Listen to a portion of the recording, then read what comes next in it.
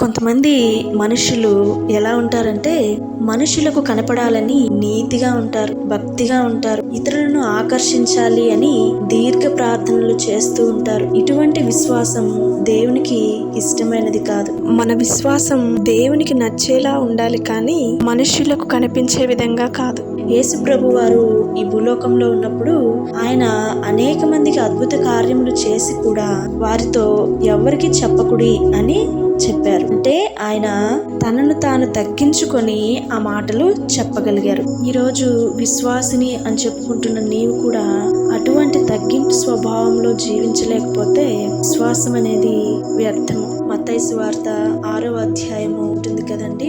మనుషులకు కనపడవలెనని వారి ఎదుట మీ నీతి కార్యములు చేయకుండా జాగ్రత్త పడుడి. లేని ఎడల పరలోకమందున్న మీ తండ్రి యొద్ద మీరు ఫలము